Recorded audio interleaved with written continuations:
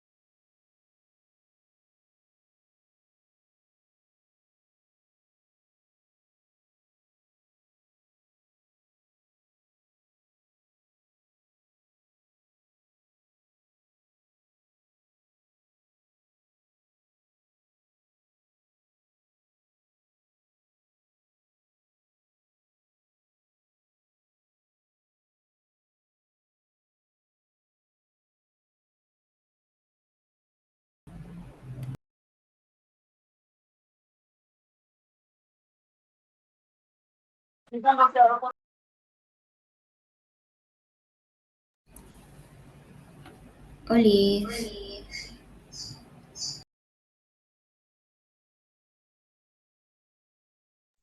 Alice. Buenas.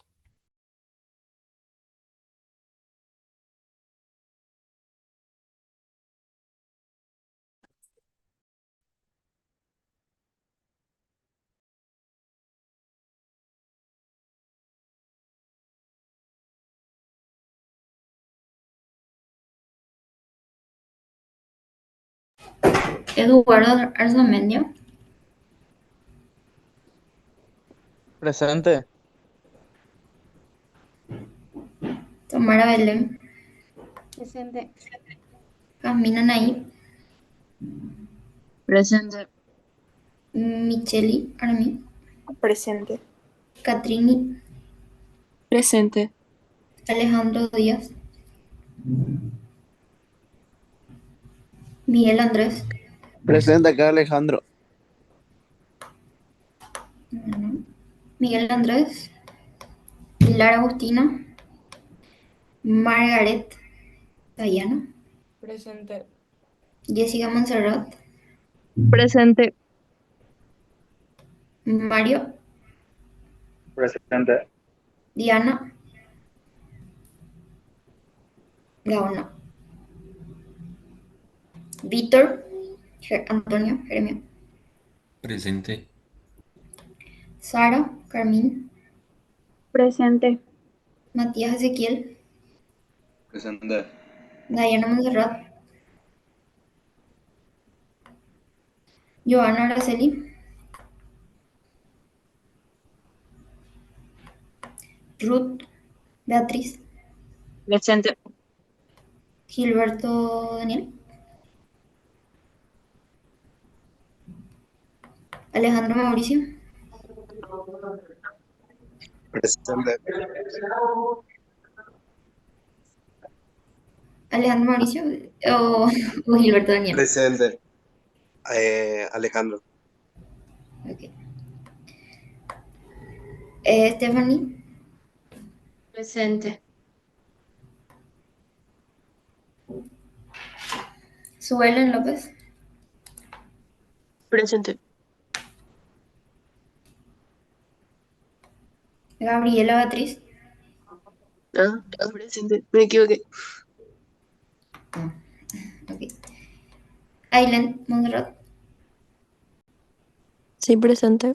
Alan Samuel, Edith Noelia, Presente. Dan- Edith Noelia, Sí. Daniela Monserrat, Presente. Alan Ariel, Presente. Michelle, Hola, presente. Mela, Presente. Brisa, Presente. Magdalena, Joaquín, ok, Horacio, Presente. Samantha, Presente. Estefanía, Presente. Rita,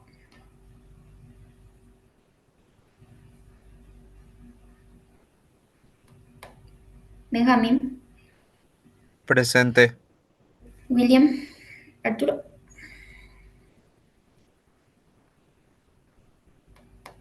Noelia Monserrat, Presente. Camila, Magali, Presente.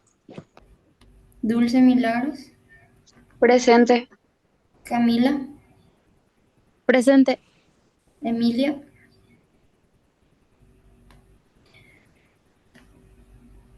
eh, Elías, Presente. Natalie, Presente. Mauricio, Presente. Vanessa, Presente. Vanessa Villagra, Presente. Karina, Vanessa Villalba. Sofi, no sé si viste el Vanessa. mensaje de Joana. Sí, sí, ya le puse a presentar. Dale, gracias. Dale. Vanessa no está. Villalba. Ok, ya está. Ya. Ok. Voy a presentar. Ahí me avisan si se ve.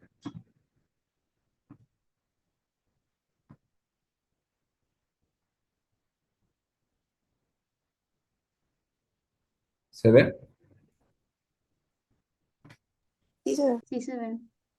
¿Sí? Ok.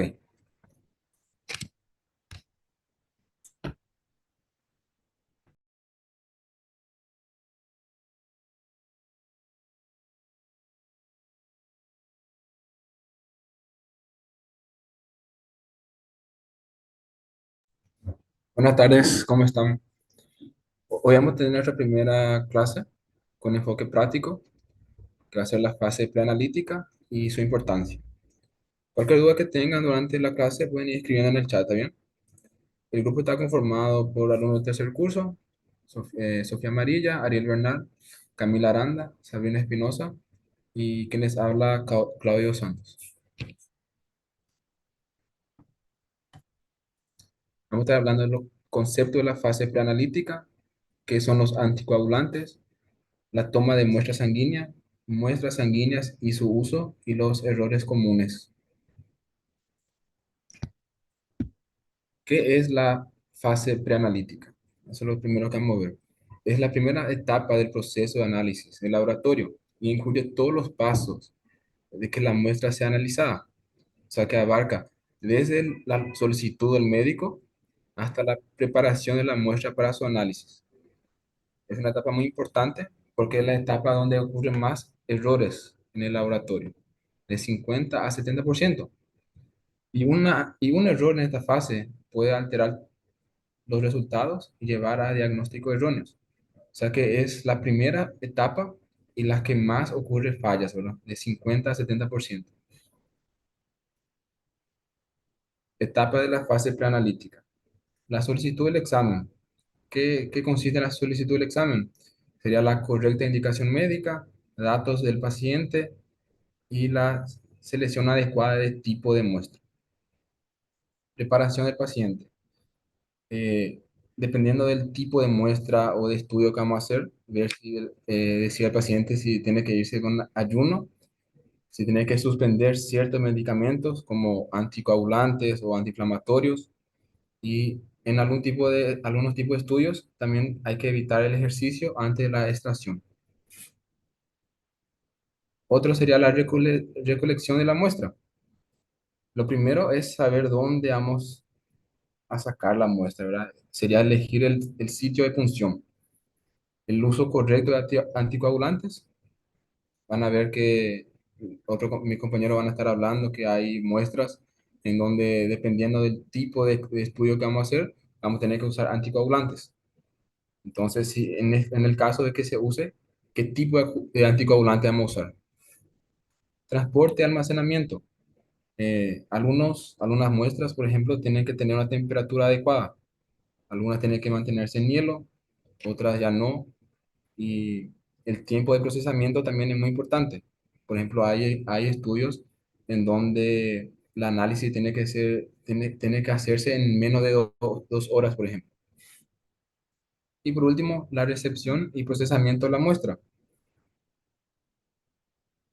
Por ejemplo, la recepción en donde sería justamente registrar en el sistema laboratorio, verificar las etiquetas. Van a ver que los tubos que tenemos, ¿verdad?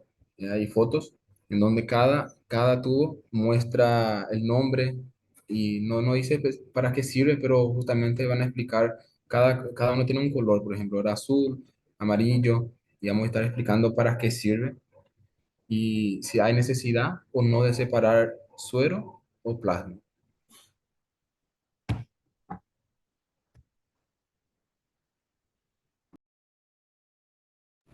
Bueno, yo les voy a hablar de los anticoagulantes, pero antes de hablarle de los anticoagulantes, vamos a hablar de qué es la coagulación. Aquí no vamos a hablar de anticoagulantes sin dar la coagulación. Entonces, ¿qué es la coagulación? La coagulación es un proceso en el cual la sangre forma un coágulo o un trombo para detener una hemorragia. ¿Y cómo sucede? Por ejemplo, se rompe un vaso sanguíneo, se rompe su endotelio, entonces la sangre sale al exterior del vaso. Cuando sucede esto, nuestro cuerpo activa varios mecanismos para poder parar ese sangrado.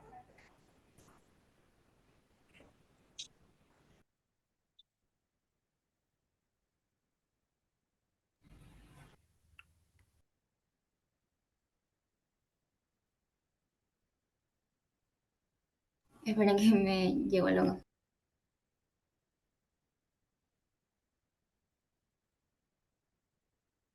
Bueno, siguiendo. Como les decía, vamos a poner un ejemplo, ¿verdad? El ejemplo es que se rompe un vaso sanguíneo, se rompe el endotelio del vaso sanguíneo y entonces la sangre sale al exterior del vaso. Cuando sucede esto, nuestro cuerpo activa varios mecanismos para poder parar el sangrado. El cuerpo hace vasoconstricción en el lugar de la rotura de vaso para poder reducir el flujo sanguíneo eh, y reducir así la hemorragia. Las plaquetas del cuerpo, que nosotros sabemos que tenemos plaquetas en el cuerpo, se van todas al lugar de la lesión. Y estas plaquetas se unen todas para formar un tapón. Entonces nosotros tenemos como una lesión en el vaso y el cuerpo le manda las plaquetas en ese lugar para formar como una curita por ahí para el vaso.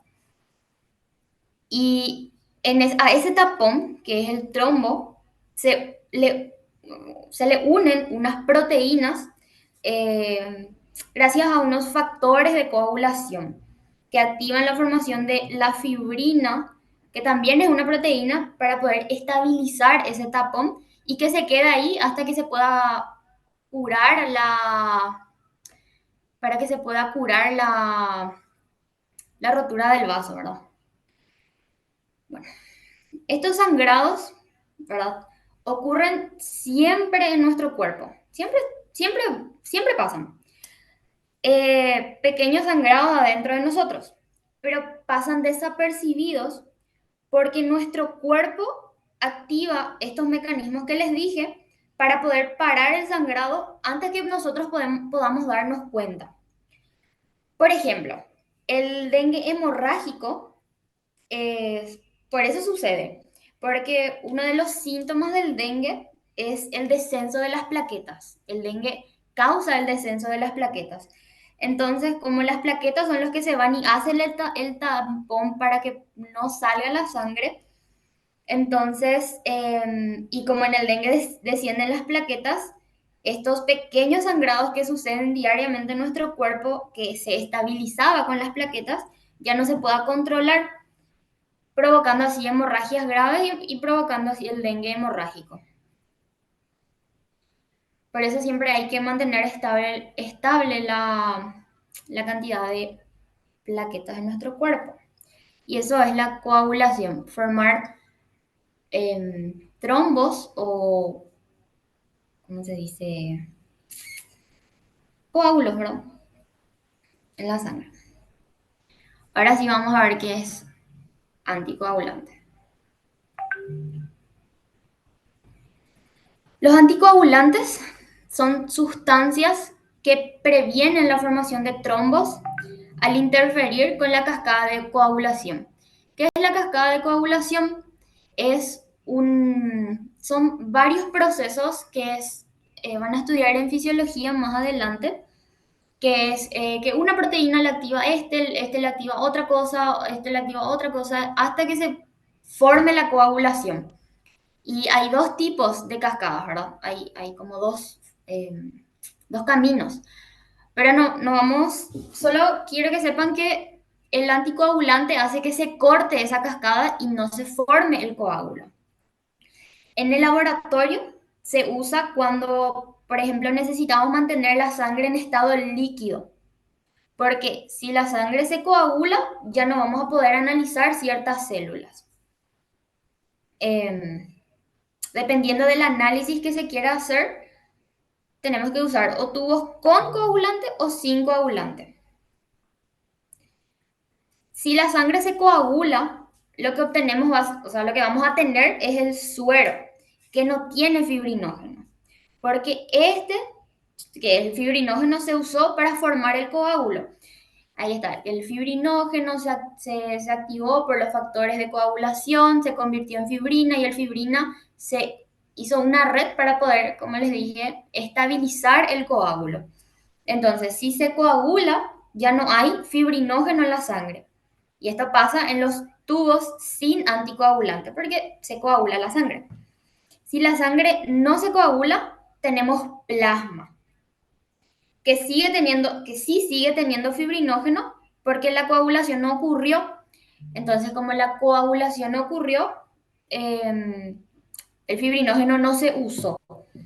Y el plasma tenemos cuando usamos tubos con anticoagulante. Entonces, si se van en un laboratorio y ven que se les saca sangre y se les pone en distintos tubos, es porque se está buscando distintas cosas. Porque algunos estudios se hacen con anticoagulantes y otros sin anticoagulantes.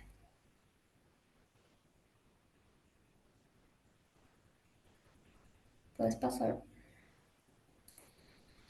Los tipos de anticoagulantes que se utilizan en laboratorios son la heparina, el EDTA, citrato de sodio y oxalato de potasio con fluoruro de sodio.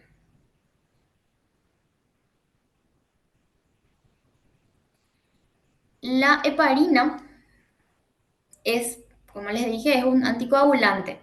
Su mecanismo es inhibir la trombina y el factor XA, el factor 10A, ¿verdad?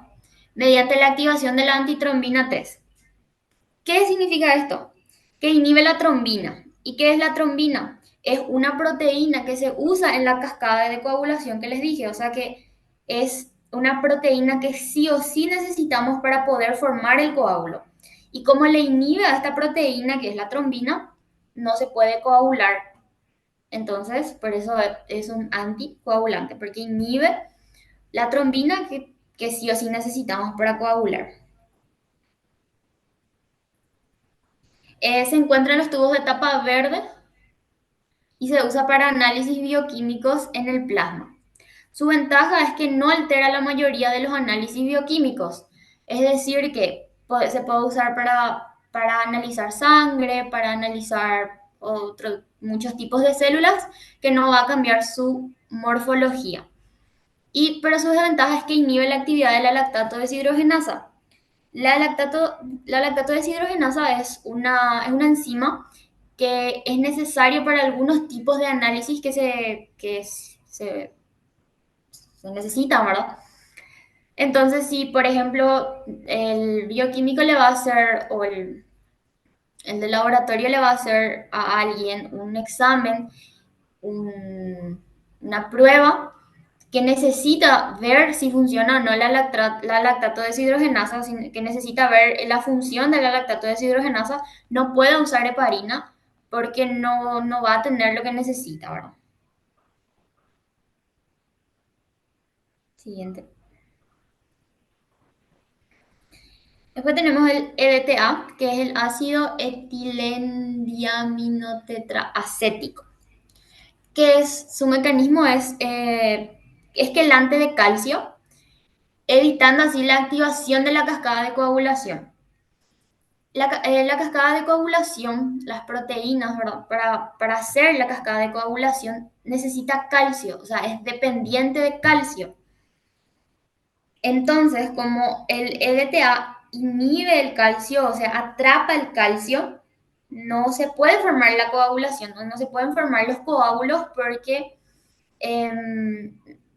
se va a inhibir la cascada, ¿verdad? Se usa en tubos de tapa lila y es ideal para hemogramas y estudios hematológicos. Su ventaja es que preserva muy bien las células sanguíneas para hemogramas. Entonces, si alguien, por ejemplo, tiene algún tipo de enfermedad que necesitan ver las células sanguíneas, lo que hace es usar este anticoagulante porque, ¿cómo se dice?, preserva la morfología de las células sanguíneas. Pero su desventaja es que no sirve para pruebas de coagulación porque altera el metabolismo no sirve para pruebas de coagulación porque altera el metabolismo del calcio. Como les dije, que su mecanismo luego es inactivar o atrapar el calcio. Siguiente.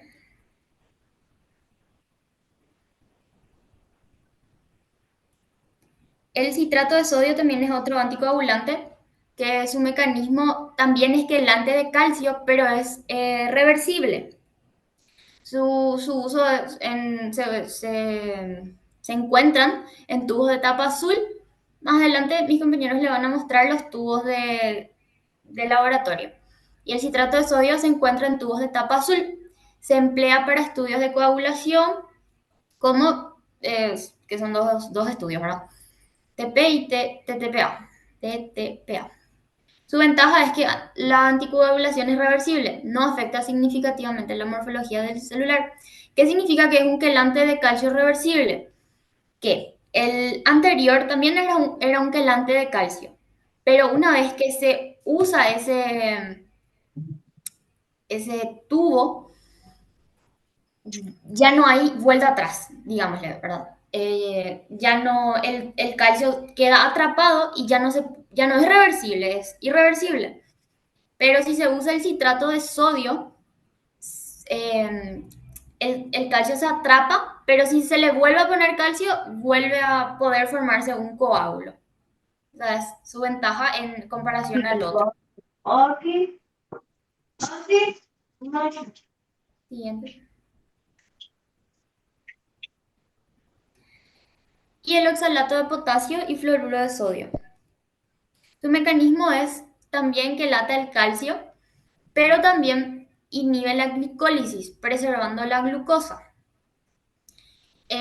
Se encuentran en tubos de tapa gris usados para medición de la glucosa y lactato en sangre.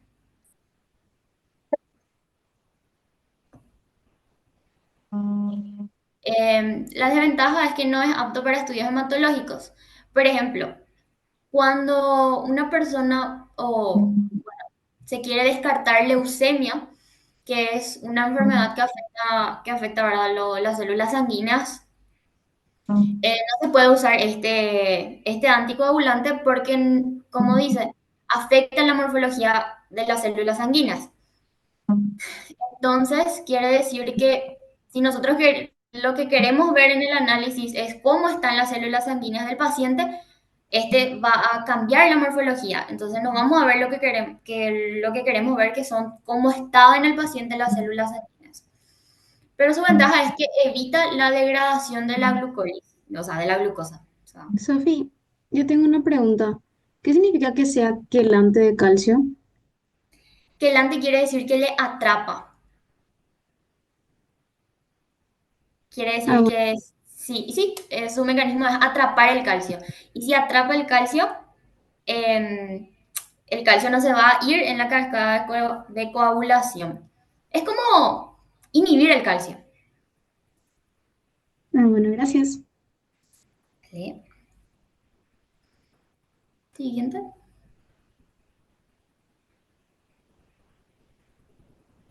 Bueno, ¿se me escucha? Sí. Ok, entonces vamos a hablar Sí. ahora un poco sobre toma de muestra sanguínea. Creo que la mayoría está bastante relacionado, o sea, están relacionados con lo que sería toma de muestra sanguínea, pero básicamente va a consistir en extraer una pequeña cantidad de sangre para realizar diversas pruebas y análisis de laboratorio. Y acá le puse alguna de los métodos más comunes, ¿verdad? Vamos a tener la punción venosa, que es la que se realiza en el brazo, ¿verdad? Se extrae sangre de la vena, ¿verdad? Como dice, punción venosa. También vamos a tener la punción capilar, que se realiza pinchando el dedo, el talón. El talón generalmente es en bebés, para obtener una pequeña cantidad de sangre. Y esta punción capilar se utiliza en pruebas rápidas, ¿verdad? Como el control de glucosa. Generalmente los diabéticos hacen su control de glucosa por este tipo de punción, que es la punción capilar. Y por último, tenemos la punción arterial, que otra vez, como dice su nombre, se va a realizar en una arteria. Generalmente es la muñeca. Y este tipo de punción se utiliza para medir los gases sanguíneos y así. Siguiente. Acá les puse algunos pasos que tienen que tomar en cuenta porque creo que van a tener una práctica de extracción sanguínea con la licenciada en el laboratorio. Entonces, para que tengan en cuenta, ¿algún peligro con la punción venosa? La verdad que no, en brazos generalmente no. Máximo puede atravesarle su vena, ¿verdad? Y hay un pero moretón, re feo dolor. Pero creo que no, punción venosa no. Ahora sí arterial ya es un poquito más serio. La punción arterial sí ya es un poquito más seria, por así decir. Bueno, entonces, continuando, ¿verdad? ¿Qué pasos tenemos que tener en cuenta? El primer paso es la preparación, ¿verdad? Que se va a limpiar la zona con un antiséptico. Generalmente se utiliza alcohol. Y también se va a colocar un torniquete en el brazo para que la vena se llene de sangre. El torniquete generalmente se pone, creo que 5 dedos por encima de la flexura del codo aproximadamente. El segundo paso sería la inserción de la aguja, ¿verdad? En la vena, en este caso. El tercer paso, extracción de la sangre. Y cuando el tubo ya comienza a llenarse, el tubo de la jeringa comienza a llenarse de sangre, también ya se quita el torniquete. Cuarto, tenemos la remoción y presión. Se va a retirar la aguja y se aplica presión en el sitio de punción para que se detenga el sangrado. Quinto, manipulación de la muestra. Acá es donde se va a llenar los tubos con la cantidad necesaria de sangre, porque hay ciertos tubos que dicen 3 ml o algo así. Dependiendo del tubo, tiene su cantidad de sangre que se le debe de poner. Y se va a mezclar suavemente si es que contiene anticoagulante. Y por último tenemos el envío al laboratorio. Y acá es lo que la profe Gloria más insiste y más se queja, que los tubos se tienen que identificar correctamente y se van a enviar al laboratorio para su análisis. Siguiente.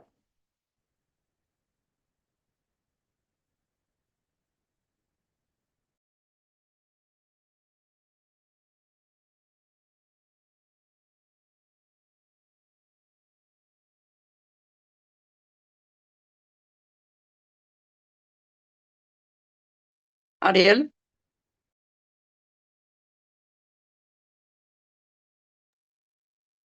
¿Quedó alguna duda con la toma de muestra sanguínea? No. Voy a presentarlo un momento porque creo que se está viendo un poquito mal. No, creo que había unas cosas grises ahí.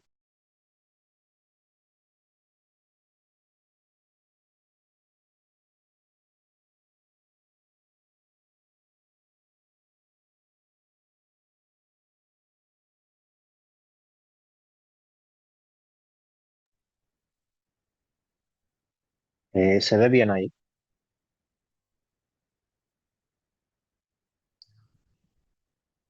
siguen apareciendo los cuadritos. Sigue apareciendo, ¿no?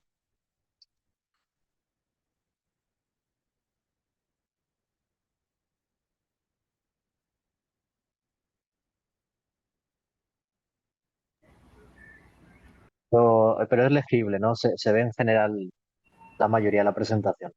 Sí, se ve. Vale, bueno. Ahora vamos a hablar de los tipos de análisis sanguíneos. En los tipos de análisis sanguíneos contamos con una gran variedad de herramientas, de estrategias bioquímicas para tratar de diagnosticar distintos tipos de enfermedades. Tenemos el conteo sanguíneo completo, que es el hemograma completo de toda la vida. La química sanguínea, que es el perfil metabólico básico o panel metabólico básico también se le denomina. El análisis de enzimas en sangre, el perfil lipoproteico y el análisis de coagulación sanguínea. La química sanguínea nos servirá para descubrir el estado, la cantidad de los elementos químicos más representativos de la sangre, que veremos enseguida, los análisis de enzimas para buscar enzimas específicas, el perfil lipoproteico para ver colesterol, triglicéridos y el análisis de coagulación sanguínea para descubrir cómo funciona la coagulación en el paciente. Estos son los valores referenciales de los hemogramas, de los conteos sanguíneos completos, en donde buscaremos conocer los glóbulos rojos, los glóbulos blancos, las plaquetas, la hemoglobina, el hematócrito y el volumen corpuscular medio. ¿Vale? Cada uno de estos valores de referencia son cosas que seguramente ya habrán visto en histología el año pasado, la parte de histología del tejido sanguíneo, y se volverá a ver en fisiología. Ahora bien, basándonos en lo que dijo hace un ratito Sofi, eh, aquí tenemos tres tubos con tres tapas de distintos colores. ¿Cuál tubo utilizarían ustedes para un hemograma o un conteo sanguíneo completo? ¿El de color lila, el de color azul o el de color amarillo? Azul. Azul. ¿Alguien dice otro color? Lila. Según lo que yo aprendí, bueno, podría ser el lila o podría ser el azul, Ok. pero más el lila. Mm. Vamos a ver, ¿cuál sería entonces? El lila, el de color lila, ¿vale? Tiene una capacidad de 3 ml y es este de aquí, el tubo de color, con la tapa de color lila, el que se utiliza para los análisis de sangre, en plan, los hemogramas completos, ¿no? Los conteos sanguíneos completos. Y aquí también había puesto que es útil para la tipificación de la sangre, para saber el tipo de sangre que tiene uno y también para la hemoglobina glicosilada, que es un análisis muy importante para los estados de diabetes, sobre todo. Entonces, el que se utiliza para el conteo sanguíneo completo o el hemograma es este de aquí, el lila. Este de aquí tiene un anticoagulante. ¿Cuál es el anticoagulante que tiene este tubito? ¿Alguien se acuerda? ¿Heparina puede ser? A ese palo.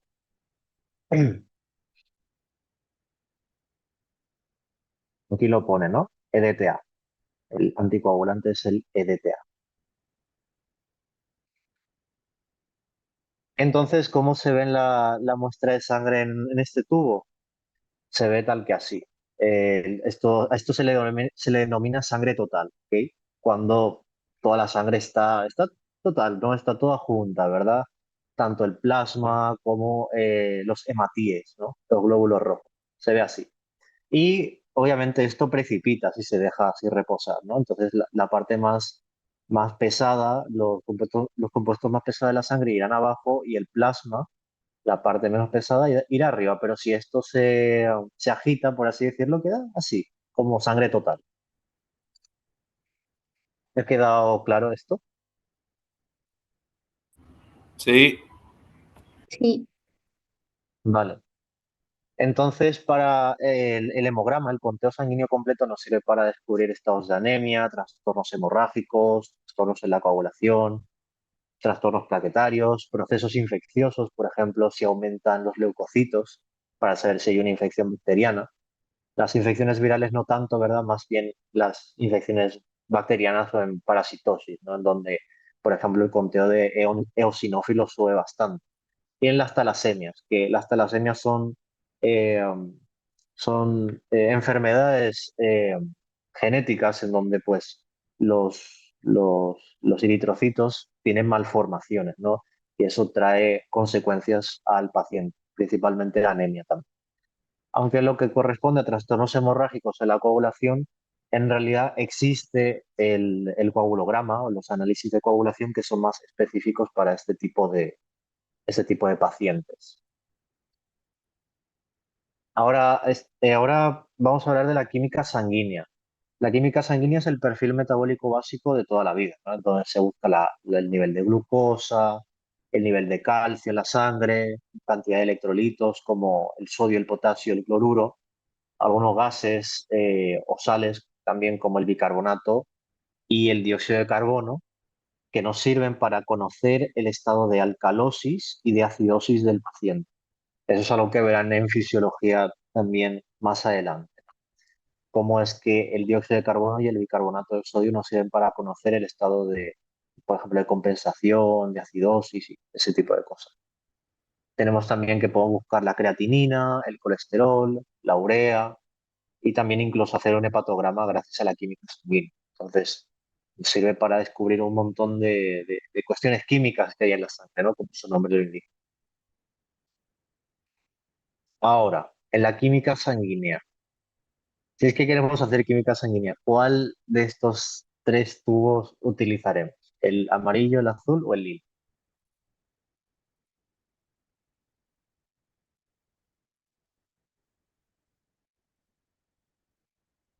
Ya hemos usado el lila, ¿verdad? Así que el lila ya no va a ser. Tiene que ser el amarillo o el azul. Amarillo. Muy bien, amarillo. Perfecto. Genial. Se utilizará, aquí está, el que tiene tapa amarilla, ¿verdad?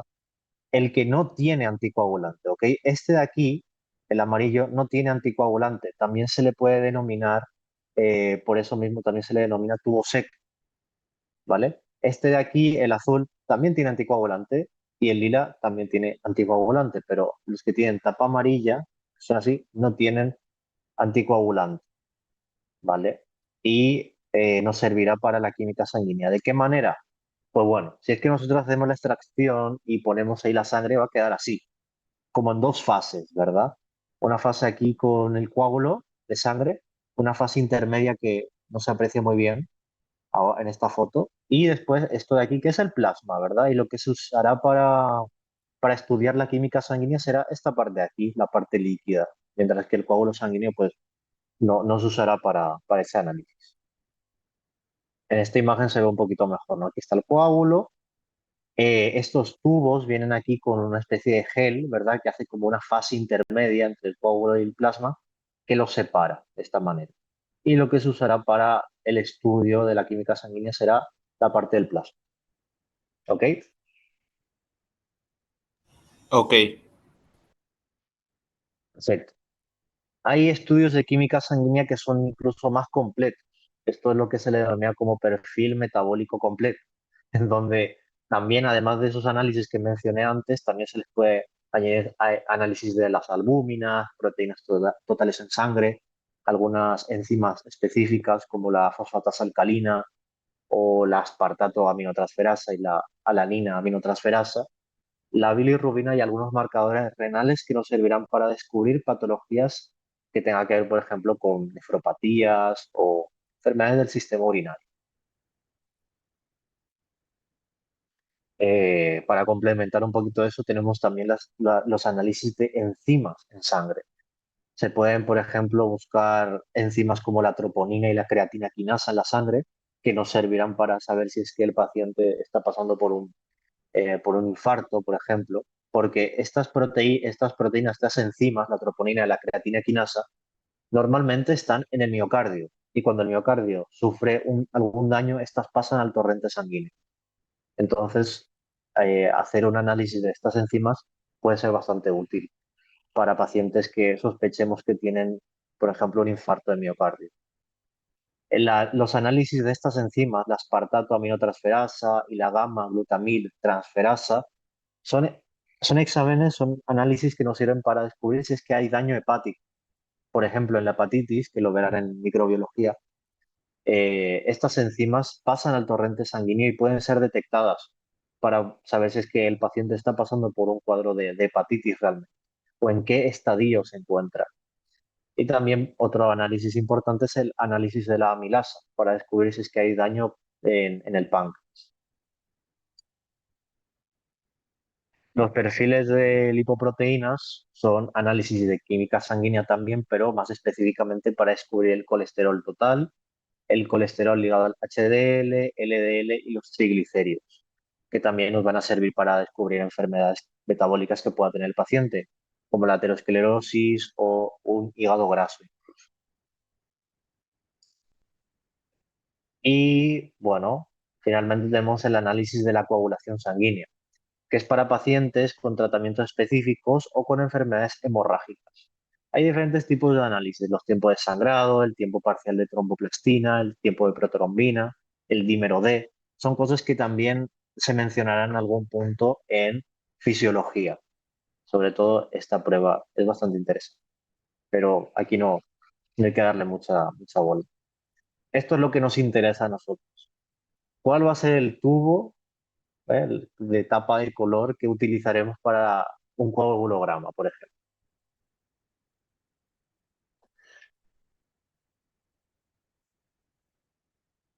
El Ya hemos amarillo. usado el lila, ya hemos usado el lila y ya hemos usado el amarillo.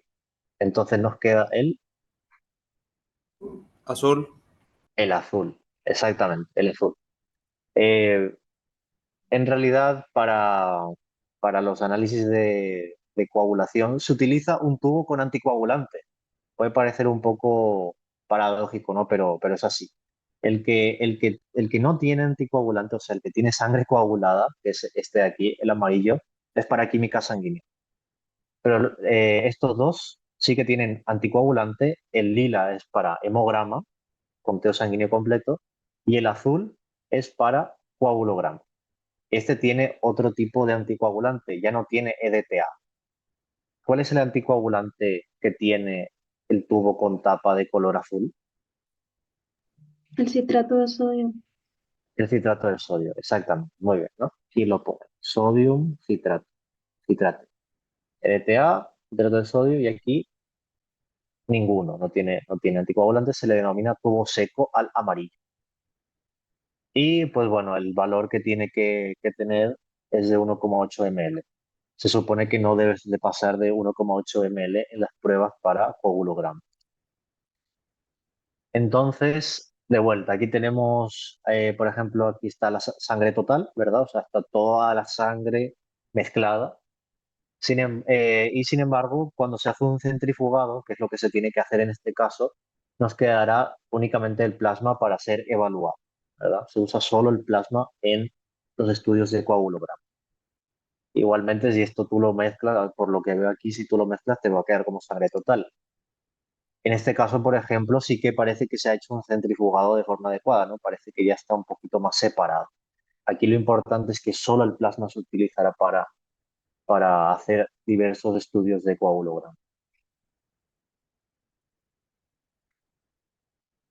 Y otros estudios de interés que pueden ser muy importantes y que deben ser mencionados, por ejemplo, la hemoglobina glicosilada para enfermedades del metabolismo de la glucosa, como la diabetes, exámenes de endocrinología, como las hormonas tiroideas, exámenes para detección del cáncer, como por ejemplo el antígeno prostático específico, que nos sirve para saber si, por ejemplo, un paciente puede llegar a tener cáncer de próstata, e inmunología y alergia, ¿no? Por ejemplo, la búsqueda de las inmunoglobulinas E.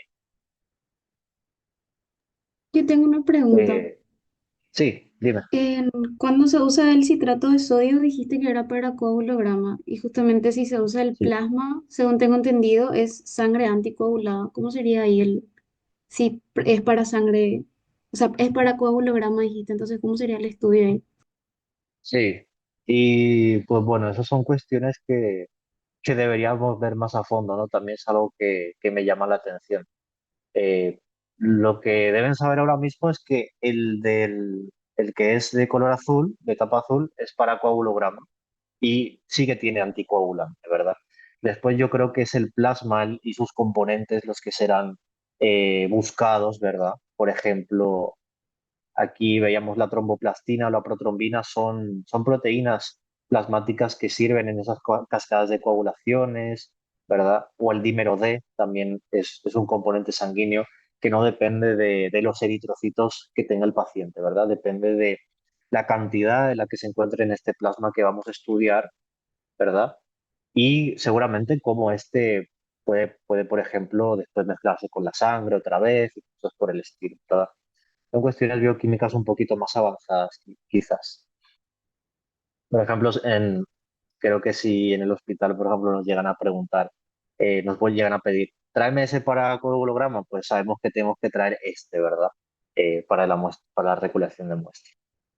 Yo creo que lo que se estudiará más bien son esos componentes de proteínas que tienen que ver con los procesos de coagulación, la formación de los trombos y tal, y no tanto con los eritrocitos que tengamos. Vale, gracias. De nada. ¿Hay alguna otra pregunta?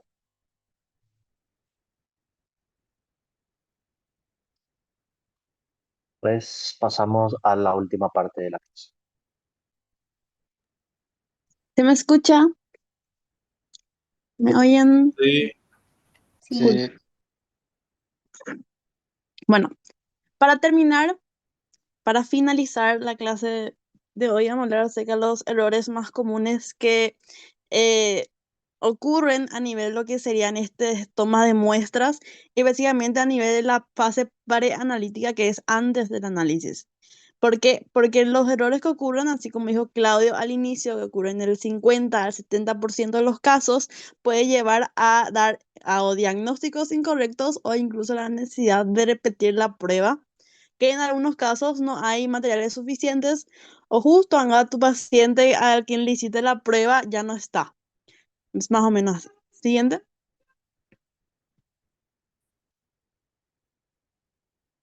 Bueno, y en cuanto a los errores, tenemos de los principales, que es el error en la identificación del paciente, que ocurrió o una falta de verificación de la identidad o un etiqueteo incorrecto de la muestra. Y esto por consecuencia puede ocurrir que haya un intercambio de datos o de resultados erróneos y potencialmente peligrosos. Es decir, que justamente que justamente a un paciente, por ejemplo, que es diabético de por sí, se le diagnostica justamente una hipoglucemia, que es justo de otro tipo de paciente, pero como hubo un error en el etiqueteo o en la verificación, ocurrió este tipo de diferente de diagnóstico. Siguiente. Luego está la preparación inadecuada del paciente, que como ya se sabe de manera básica, que para tomar ciertas pruebas se necesita seguir un tratamiento o un cuidado adecuado, como por ejemplo cumplir con un ayuno, detener ciertos medicamentos.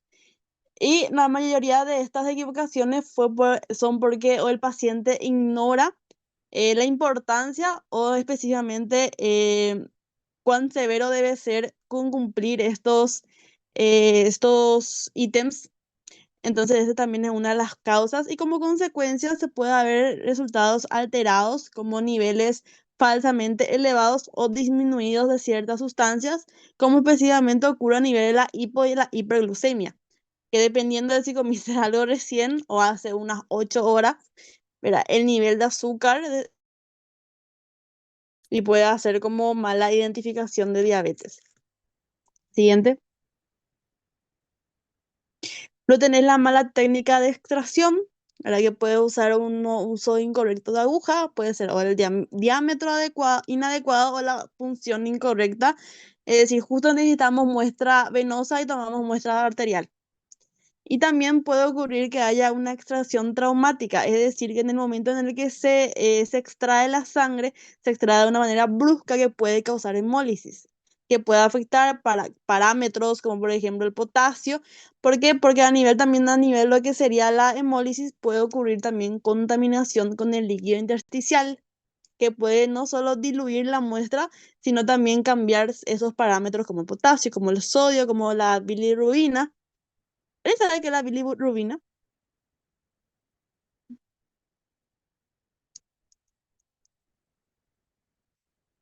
No. La proteína que producía el hígado por ahí. Sí, se produce a nivel del hígado cuando estamos queriendo eliminar la sangre, el resto de la hemoglobina. Cuando queremos eliminar la hemoglobina, el resto que se extrae sería la bilirrubina. Entonces hablamos acerca de, ¿cómo es la denominación?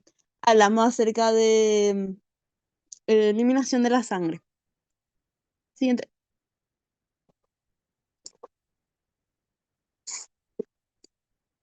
Luego está lo que ya dijeron mis compañeros, la importancia del uso del correcto del tubo y anticoagulantes, porque un uso incorrecto, al usar un anticoagulante inadecuado, no llenar el tubo hasta la marca que va a alterar la relación entre el sangre y el anticoagulante, o no mezclar adecuadamente con el anticoagulante, porque si, como se explicó al inicio, para mezclar con un anticoagulante debe ser de manera suave y no de manera veloz ni agresiva.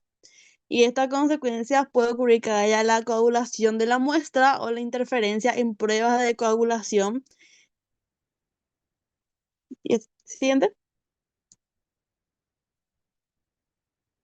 Bueno, y este ya es los últimos dos, que es el de la contaminación de la muestra, que ya se explica con solo, y el transporte y almacenamiento inadecuado, que es que ciertas muestras tienen que mantener en una temperatura adecuada y su inadecuada refrigeración puede llevar también a que la muestra se descomponga, por decir de una manera un tanto más coloquial. Pero bueno. Eso sería todo con mi parte. Siguiente. Y ya.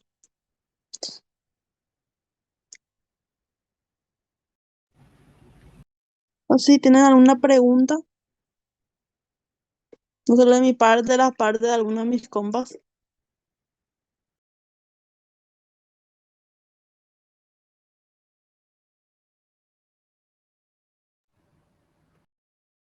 Creo que no. Gracias a todos. Gracias a ustedes. Gracias. Bueno, Muchísimas amigo, gracias. entonces le paso a Horacio la diapo y, y muchas gracias. Dale, gracias. Gracias. Gracias.